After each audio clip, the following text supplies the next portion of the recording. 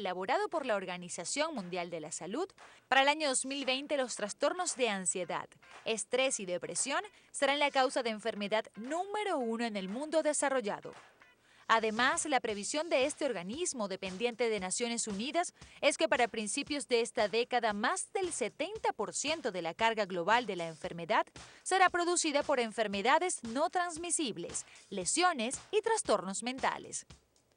El estrés y la ansiedad no solo tienen un terrible costo humano, sino también económico. El Foro Económico Mundial ha calculado que las 5 enfermedades crónicas más frecuentes, el cáncer, la diabetes, los trastornos cardiovasculares, las enfermedades respiratorias y los trastornos mentales, supondrán un costo a nivel mundial de 47 billones de dólares durante los próximos 20 años. De ellos, los trastornos mentales serán los responsables de más de un tercio de este presupuesto, 16 billones de dólares, o lo que es lo mismo, 1,3% del Producto Interno Bruto Mundial. Las cifras señalan que las enfermedades crónicas tienen el potencial no solo de quebrar a los sistemas sanitarios, sino también de poner el freno a la economía global. La moraleja de esto es clara. Lo que estamos viviendo no es solo una crisis económica, también es emocional.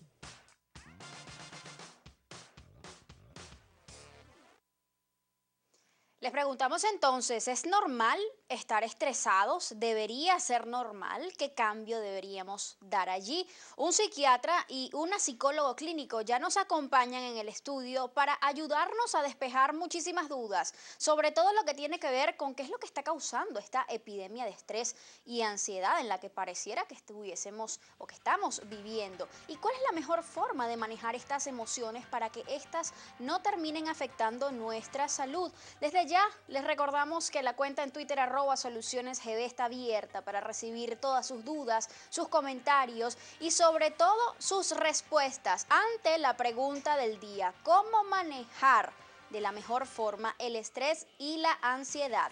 La mejor de estas respuestas será leída, como siempre, mencionada con bastante precisión al final de nuestro programa. Participe entonces inmediatamente, comience a escribir, y si usted se está yendo de su casa, no se preocupe, porque si tiene internet en algún dispositivo también puede seguir nuestra señal en vivo a través de la página web www.globovision.com. Ya nos acompaña la doctora Yelena Llanes. Ella es psicólogo clínico y además presidenta del Colegio de Psicólogos del Estado Miranda, y también está por acá con nosotros el doctor Robert Lespinace Zuluaga. Él es psiquiatra y expresidente de la Sociedad Venezolana de Psiquiatría. ¿Es normal, doctora Yelena, estar estresado en estos tiempos? Bueno, eso es lo que se corre, que es normal. La verdad, no es normal que estemos estresados en el día a día, solo que hay demasiados elementos estresantes en nuestra cotidianidad y estamos acostumbrados ahora a vivir bajo esa situación de estrés y de ansiedad, que cuando no la hay, sentimos que no estamos en normalidad. ¿Cuán frecuente es quizás recibir en su consulta a personas que lleguen con un cuadro o un nivel, un grado importante de estrés o de ansiedad, doctor? Con mucha frecuencia vemos tanto estrés y depresión. Son los síntomas o son las enfermedades que con más frecuencia motivan la consulta de las personas. La calidad de vida, sobre todo de las ciudades y de nuestra ciudad, ha determinado que el estrés sea uno de los elementos que está presente prácticamente en todos los ámbitos de la sociedad. Y esto ha venido aumentando, sobre todo durante estos últimos años. ¿Es así, doctora? Así es, la frecuencia ha sido importante y ha aumentado a nivel de consulta, lo vemos. El relato del paciente hace que nos diga que casi todas las situaciones los lleva a generar estrés y ansiedad. Es como que el común denominador en casi todas las consultas. Ahora, también hay muchísimas personas que suelen decir cosas como estas: estoy estresado, no sé, estoy como ansioso. ¿Cuál es la diferencia fundamental entre una y otra? Es interesante porque a veces se confunde con otras emociones como el miedo. El estrés o la ansiedad es una reacción física, o sea, fisiológica, psicológica y funcional del organismo frente a una situación que nos agrede, una situación del ambiente que nos agrede.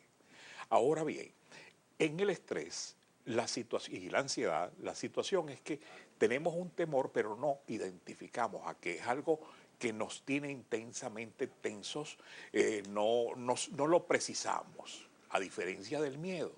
El miedo es específico a algo. Ok. Entonces, cuando yo tengo miedo al que me asalta o al que me roba o a los carros, pero yo sé a qué le tengo, a los perros, a los gatos, es decir, yo le tengo un miedo específico a algo. Ok. En cambio, en la ansiedad es una sensación de inquietud, de presentimiento, de algo que no está bien, que me incomoda, que me dan ganas de correr, que me siento mal. ¿Y eso viene después del estrés o puede, digamos, presentarse a la par en la persona? ¿Puede Eh, una persona padecer de estrés y ansiedad al mismo tiempo? Es que la ansiedad y el estrés son prácticamente lo mismo. Lo Ok. que pasa es que se ha logrado o se tomó un término inglés de la física en inglés para más o menos describir un poco gráficamente lo que representa la ansiedad. Ok. En física es la respuesta de un material frente a efectos que se producen en el exterior. Pues más o menos lo mismo que lo que ocurre en una persona ansiosa. Es decir, los factores que nos rodean nos producen una serie de reacciones y de efectos en nuestro organismo. Ahora, no todo el estrés es malo. Eso No lo todo sabemos el estrés también. es malo, por eso la diferencia entre el buen estrés, que se llama euestrés, y el mal estrés, que es estrés. Pero una cosa importante, la ansiedad es lo que uno siente, es la emoción sentida, Ok. la ansiedad. Esa angustia, Vamos como a poner, también es lo una llaman por angustia, allí. estrés, disconfort, no importa la palabra que le pongas, pero es ansiedad. Ok. Y el estrés es el factor o el elemento que genera esa ansiedad. Entonces tengo estrés porque voy a llegar tarde al trabajo, tengo estrés porque ahí viene el hombre que me gusta y no sé cómo voy a reaccionar, tengo estrés porque viene mi jefe y yo tengo malas relaciones con mi jefe, tengo estrés, eso, ¿no? El estrés es el factor que genera ese malestar y la ansiedad es lo que estoy sintiendo. Lo que enferma es la ansiedad. De lo que nos enfermamos es de ansiedad generalizada. Cuando es un objeto o una situación puntual, como dijo el doctor, entonces tenemos un miedo o una fobia específica, un miedo ante una situación específica que solo ocurre cuando estoy frente a ella. Ok. Pero cuando es ansiedad generalizada, como no hay un elemento específico, la persona, que es lo que estamos viendo en la ciudadanía normalmente hoy, vive en estado de ansiedad. Entonces ahora todo es estrés y decimos ahora los médicos todo lo califican con que es estrés lo que tiene y realmente es cierto porque la persona está ansiosa y el cuerpo traduce esa ansiedad en una enfermedad cardiovascular, en una enfermedad inmunosupresora, en cualquier cosa, pues el sistema inmune se deprime y agarra cualquier virus, bacteria, mal, se enferma en general. Y en ese punto vamos a profundizar ya en unos minutos. Ahora la pregunta, estamos en unos días en los que vemos a niños diciendo estoy estresado. ¿Se utiliza la palabra estrés con mucha ligereza quizás, doctor? Yo no pienso que sea ligereza, porque siento que en el fondo estamos viviendo un clima de estrés excesivo, Ok. casi permanente. Es decir, que es casi imposible No encontrarse estar a alguien que diga estresado. que no está estresado. Exactamente, desde el punto de vista económico, social, de seguridad, todos los Aunque lo elementos. niegue, doctor. Aunque lo niegue, todos los elementos que nos rodean, evidentemente nos tienen en tensión. Pero tú has Doctora. dicho algo bien importante, Natalie, que tiene que ver con los niños. Y nos reímos cuando un niño de 7 años, como dijiste tú al principio, dice estoy estresado. Pero ya aprendió, en primer lugar, porque oye a los padres diciendo, pero ¿está estresado o no? Y yo pregunto, cuando analizamos los psicólogos y vemos a los niños en consulta, vemos es que no sé qué tiene el niño, no está rindiendo. ¿Y a qué hora se levanta? A las 5:30 de la mañana, porque yo tengo que tomarte al carro, llevarlo, llegar a las 7 de la mañana al colegio.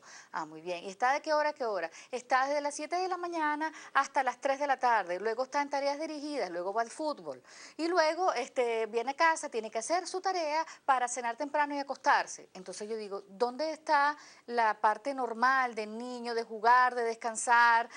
No, entonces no la hay. Entonces convertimos a nuestros niños en unos muchachos, unos niños estresados porque lo metemos a nuestro nivel de vida, bueno, no es culpa de los padres, pero como tengo que trabajar, salgo del niño temprano en el colegio, lo pongo a 20.000 actividades porque yo tengo que estar en el trabajo, llego tarde y entonces pongo el mismo ritmo de vida al niño y estamos generando niños altamente estresados. ¿Y quién es más estresado, el hombre o la mujer? Vamos a ver. El cerebro de las mujeres es más sensible a la acción de una hormona que orquesta la respuesta del organismo ante el estrés, según revela un estudio realizado en Filadelfia. Los hombres, en cambio, pueden adaptar sus neuronas para resistir sus efectos. Para realizar su investigación, los científicos utilizaron ejemplares machos y hembras de ratas de laboratorio, a los cuales expusieron a situaciones de estrés, y luego midieron sus niveles de actividad cerebral. De este modo, el equipo liderado por Rita Valentino descubrió que las neuronas de las hembras son más sensibles a las señales moleculares emitidas por una hormona llamada factor de liberación de corticotropina. Esta hormona, descubierta en los años 80, es la encargada de iniciar la respuesta de estrés.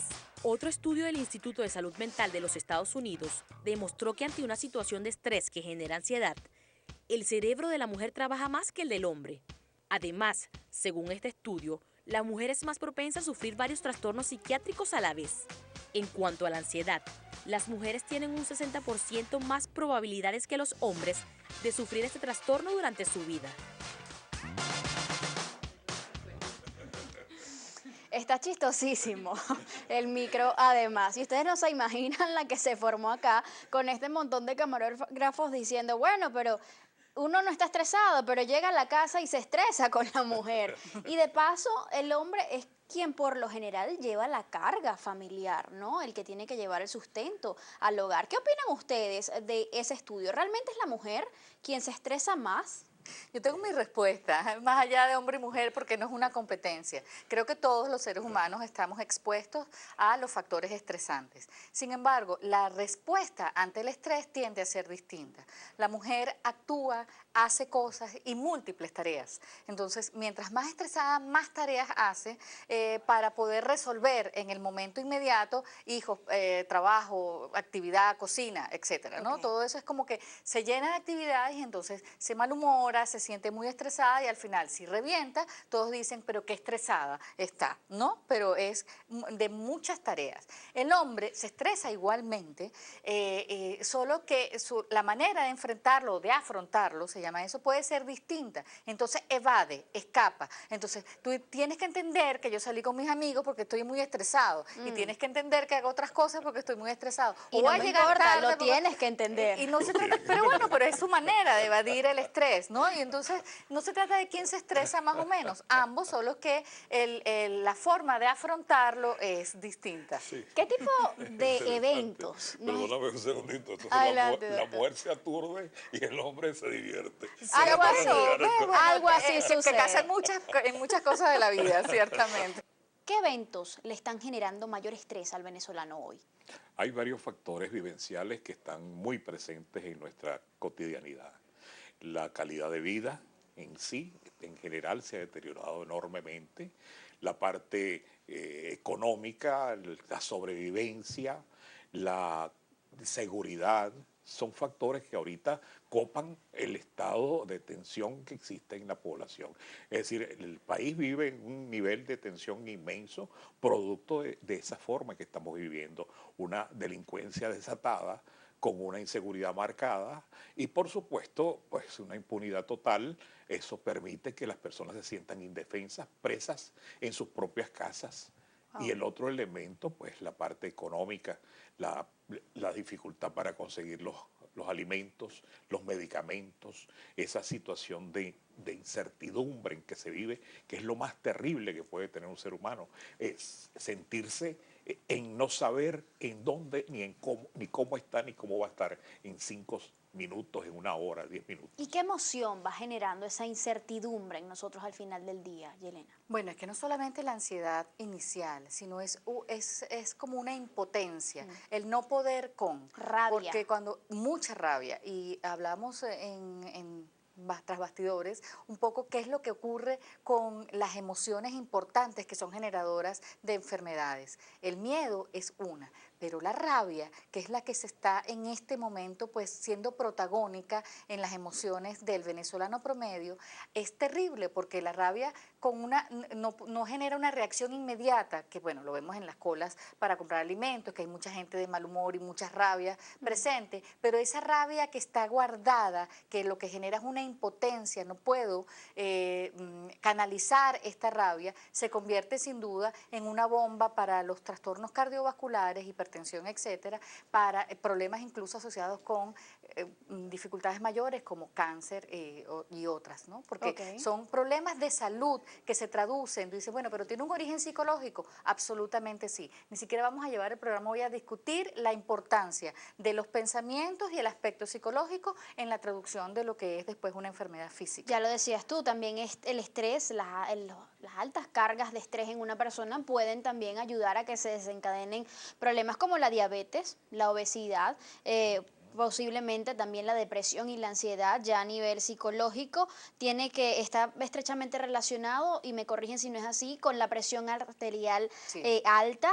insuficiencia cardíaca, como tú lo decías, problemas de la piel, acné, eczema, problemas menstruales y problemas en las en el mujeres. sistema inmunológico. ¿Cómo cuáles, doctor? Bueno, con frecuencia vemos un ejemplo muy simple, cuando nos aparece el acné, perdón, el herpes, cuando nos aparece el herpes es producto de una disminución de nuestras defensas y entonces surgen los virus y aparecen y dan, y como el sistema inmunológico está disminuido, afloran.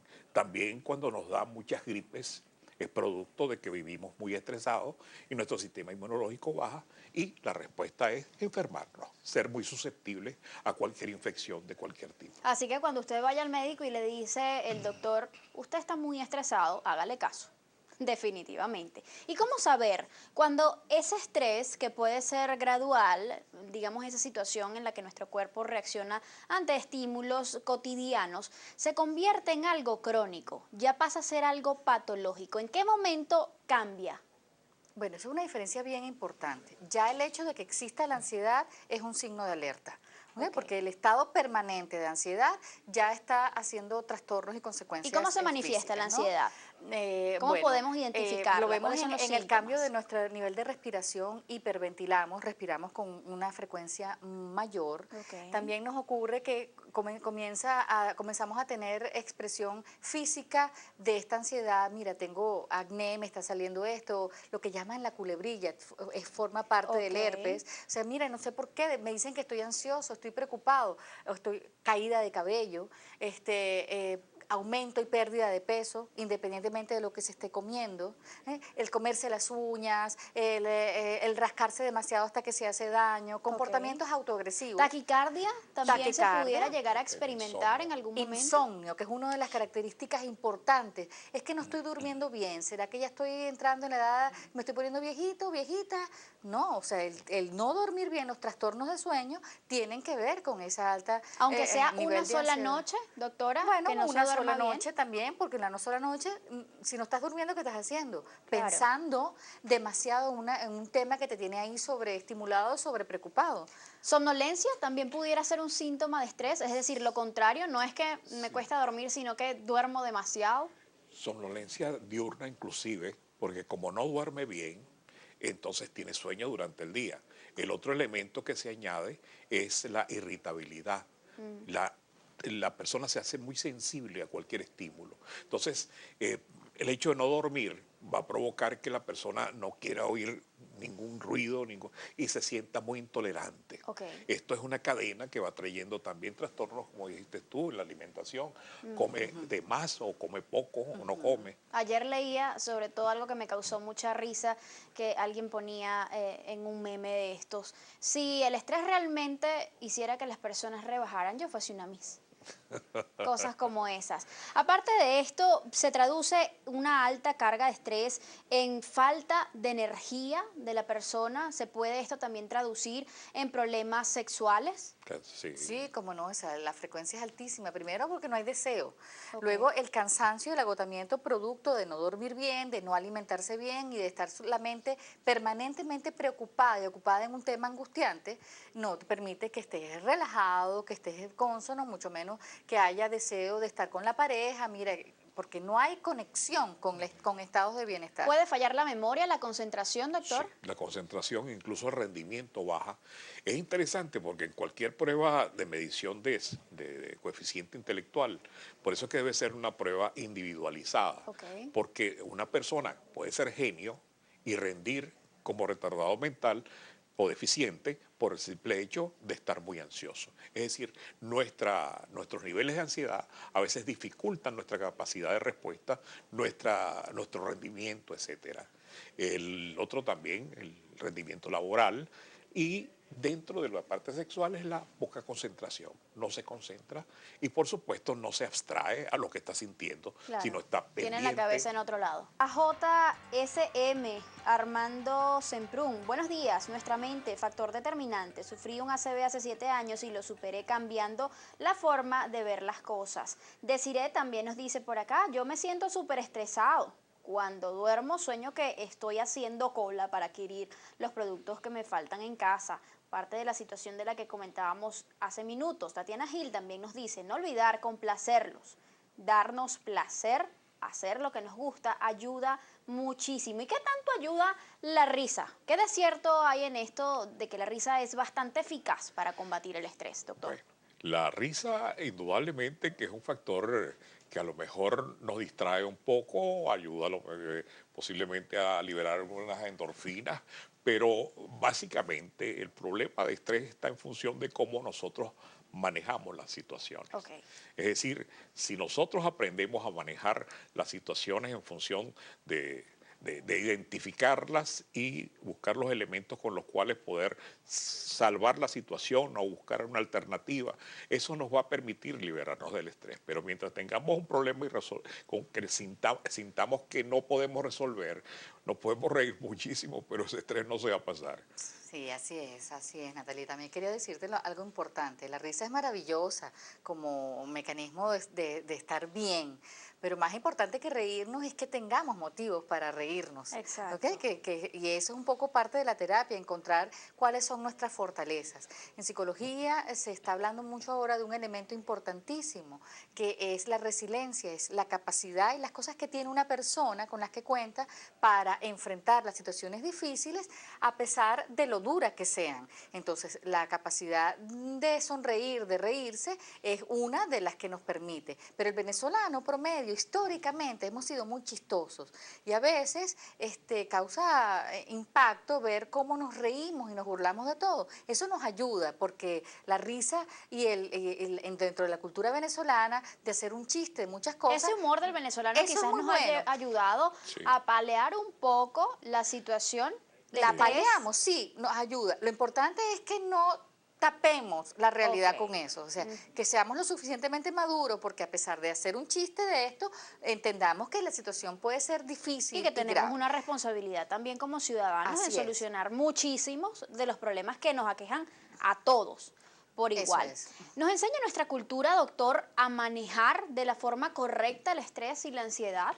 No, realmente no. Generalmente manejamos los problemas en función sencillamente de la forma como nos agobia y cómo están ubicados es decir, el primero, el segundo, el tercero, y en función de eso vamos nosotros resolviendo o tratando de resolver. El problema es que la ansiedad a veces nos posee y nos lleva por delante. Lo ideal es poder aprender, ok, tenemos problemas. Yo creo que el que está vivo siempre tendrá un problema. Es decir, la vida y problemas son sinónimos. El problema es cómo nosotros vamos a enfrentar esas situaciones. Si logramos identificarlas, logramos bajar los niveles de ansiedad o de angustia para poder ver el problema del tamaño real, porque el problema, sigo diciendo problema, pero ¿Obstáculos? Sí, es decir, generalmente, ¿qué es lo que hace el estrés? ¿Qué es lo que hace la angustia? Hace que magnifiquemos la situación que tenemos frente. Esta magnificación hace que lo veamos muchísimo más grande de lo que es. Y en la medida que tratamos de abordarlo, sentimos que va creciendo. ¿Qué es lo que debemos hacer? Buscar los niveles, controlar los niveles de ansiedad para poderlos ver tal cual como son. ¿Y qué es lo que nos va a permitir ver esas situaciones del tamaño que realmente son y no magnificarlas? Bueno, el trabajo indudablemente va dirigido hacia el nivel de pensamiento que yo tengo sobre la situación. Okay. Yo estoy estresada porque veo esto como un gran problema. Entonces debe ir la terapia dirigida a cómo observas la situación y le cambias la valencia, el poder, el valor a esa situación problema, ¿no? Entonces, ¿cómo hago para verlo de una manera positiva, ver los resultados? Indudablemente, el cambio viene con un cambio de comportamiento, un cambio conductual. Si yo he venido haciendo esto de esta manera y estoy muy estresada, no estoy manejando bien la situación, indudablemente esa no es la vía. Tengo que ver los canales y las medidas de cómo genero un cambio para que la situación sea menos estresante. Es enfrentarla y cambiarla, porque ver un problema y decir, no, es que ahora yo ya no lo estoy viendo problema, es una irrealidad. Eso mucha gente la entiende, incluso van a consulta, deme una pastilla para que ya yo no vea esto un problema. Se buscan la solución afuera y no adentro, como si una situación va a cambiar si yo tomo algo para que cambie. No, la pastilla, incluso un medicamento, te puede relajar momentáneamente, pero si no haces nada de cambio, la situación sigue siendo altamente estresante y con la cronicidad del tiempo puede hacerse peor. Okay. Entonces, ¿qué cosas voy a cambiar en calidad de vida, en cómo estoy enfrentando las cosas? ¿Qué cosas puedo cambiar para yo estar mejor? Porque hay situaciones que implican un cambio drástico. Eso hay que tenerlo claro. Hay que, por ejemplo, si estoy trabajando en un sitio altamente estresante donde yo, por muchos cambios que sea, no genero un estado de bienestar, es hora de renunciar, por ejemplo, y ver qué cosas hago. O una relación matrimonial que he intentado hacer muchas cosas para que mejore y cada vez es peor porque recibo golpes, recibo maltrato, es hora de tomar una decisión. ¿Tiene algo que ver el estrés o nuestra vulnerabilidad ante el estrés como tal, nuestra autoestima, nuestra forma de ser? Indudablemente que siempre la autoestima y la valoración de uno mismo es un factor importante, porque a veces nos sentimos que no podemos hacer nada y no sabemos hacer nada, y en el fondo pues es una desvalorización de la persona. En la medida que sabemos que tenemos potencialidades, que a lo mejor no las estamos usando y vamos a analizar la situación, es posible que encontremos soluciones. El asunto básicamente está en aprender a manejar las condiciones de vida. Repito, el único que no tiene problemas es el que está muerto. Entonces, evidentemente, si tenemos vida, tenemos problemas. Ahora, esos problemas siempre van a surgir, unos más graves, otros menos graves, pero van a tener siempre algo que ocupar en nuestras vidas. Leí ayer algo que decía, quien te causa el estrés no es tu jefe, no es el gobierno, no son tus hijos, no es tu esposo o tu esposa, es la forma como tú estés viendo las cosas. Estás manejando la situación. Y eso es lo que es fundamental, enseñar al paciente a manejar lo que ocurre cotidianamente para encontrar soluciones y resolver problemas. Ahora, dicen que una de las técnicas también muy importantes para poder manejar el estrés y la ansiedad y no dejar que estos nos manejen a nosotros, tiene que ver con los ejercicios de relajación, con los ejercicios de meditación. Y muchísimas personas estarán diciendo en este momento, bueno, pero es que yo no sé hacerlo. No se preocupen, vamos a aprender.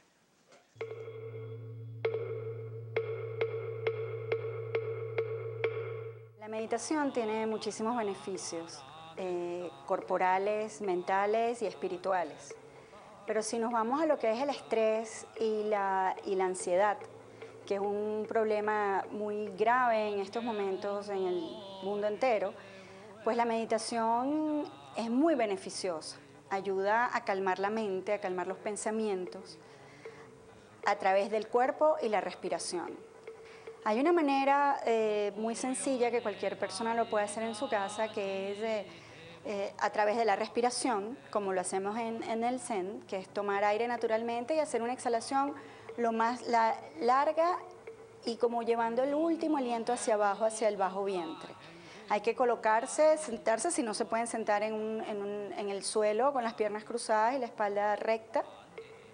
Lo pueden hacer en una silla, estirando bien la espalda, separándose un poco del respaldar de la silla, colocando las manos sobre sus piernas tranquilamente, soltando los hombros, estirando bien la espalda, colocando la mirada en el suelo, más o menos a 1 metro de distancia, y simplemente tomar conciencia de la respiración y del momento presente. A través de esa técnica es que logramos poder calmar los pensamientos, esa calma mental que tanto añoramos.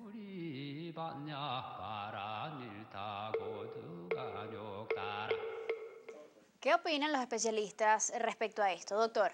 Es interesante, indudablemente, que las técnicas de relajación son muy útiles porque nos van a bajar los niveles de tensión y de ansiedad.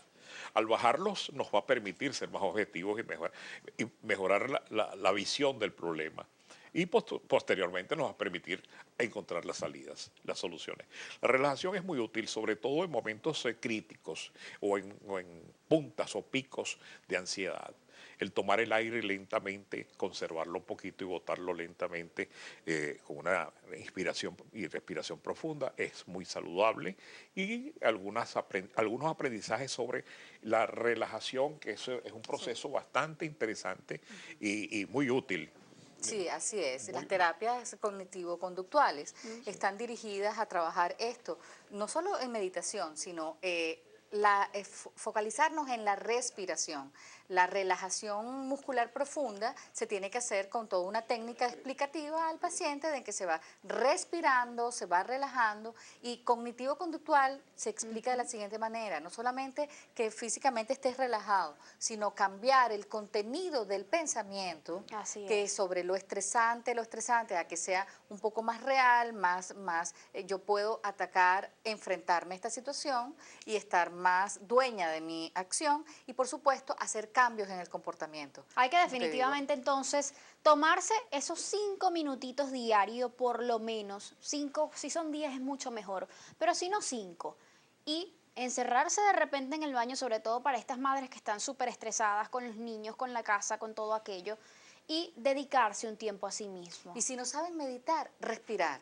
Si se centran en la respiración honda, profunda, unos minutos, ahí hay un centro. En ese momento es como que ponen un alto y agarran mínimo. Y eso nos va a ayudar a tener mejor salud mental. Sí, sobre todo pues a controlar un poco esos niveles de tensión intensos que nos alteran enormemente. Y eliminar el estrés y la ansiedad como factor de riesgo para alguna enfermedad grave. Tenerlo como bajo la manga. ¿Qué tengo que hacer ante este momento de emergencia? Centrarme un momento en respirar, porque si pierdo el control me puedo hasta desmayar. Entonces, ¿cómo hago para enfrentar? Respirar hondo y profundo, agarrar mi centro. Eso es importantísimo. Vamos entonces a agradecerles a nuestros especialistas por habernos acompañado la mañana de hoy a hablar de este tema que es interesantísimo y además súper útil. Es necesario que nosotros entendamos la necesidad que hay de darnos un break, de darnos un alto en esa rutina diaria y dedicárnoslos a nosotros mismos. Si nosotros no nos cuidamos del estrés y la ansiedad, nadie más lo va a hacer por nosotros. Gracias a ambos por habernos acompañado. Rápidamente, el sumario de las soluciones que aportaron nuestros especialistas para manejar el estrés y la ansiedad. Uno de ellos es que el que está vivo pues siempre va a tener problemas, nos decía el doctor. Hay que ver los problemas del tamaño real, sin magnificar las situaciones. También decían que es necesario hacer terapias que nos ayuden a cambiar nuestra conducta, la forma de reaccionar frente a las situaciones. Esto es lo que se llama también terapias cognitivos conductuales. Hay que también elevar nuestra autoestima definitivamente para conocer nuestras potencialidades y así manejar las condiciones de vida de la mejor manera de acuerdo a nuestras posibilidades. Las técnicas de relajación también son sumamente útiles porque nos ayudan a bajar los niveles de tensión y ansiedad, y pues también hay que tener en cuenta las técnicas de respiración profundas, pues nos ayudan muchísimas veces a relajarnos. La terapia de la risa también pudiera ser una recomendación importantísima allí. Tenemos más recomendaciones para ustedes, allí las tienen.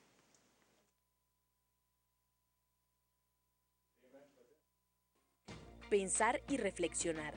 Ante una situación que agobia y estresa, lo mejor es pararse a pensar en las soluciones que podemos poner de por medio para acabar con el problema. Siempre hay alternativas y métodos que si pensamos y reflexionamos podremos ordenar. Técnicas de relajación. Relajarse en momentos de máximo agobio es muy importante para poder controlar los nervios antes de explotar con un ataque de cólera o de llanto. Para evitar la ansiedad o el estrés, hay técnicas que nos pueden ayudar a aliviar la tensión y a concentrarnos mejor en la solución al problema. Ejercicios de respiración o de músculos ayudan mucho a relajar el cuerpo en momentos en el que el estrés invade nuestro cuerpo con fuerza. Pensamientos positivos. Puede que el estrés no parezca temporal cuando se está atravesando una mala situación, pero el estrés puede desaparecer. Generalmente cuando te das cuenta del problema y comienzas a tomar medidas para resolver lo que te preocupa. Si puedes permanecer positivo mientras se atraviesa la situación, ayudará a las personas a superarse a sí mismos con más rapidez. Buscar distracciones. No todo en la vida es trabajar, estudiar o hacer las cosas de casa. Hay que buscar momentos para hacer lo que más nos gusta. Escuchar música, ver la televisión, salir, tejer, dibujar o leer. En general, cualquier práctica que nos apasione es una excelente terapia para huir de la rutina y del estrés. Acudir al médico si es necesario. Si el estrés no cede, lo mejor es acudir a un profesional que nos ayude a superar la mala racha y que nos ayude a buscar las soluciones que en ese momento no se ven.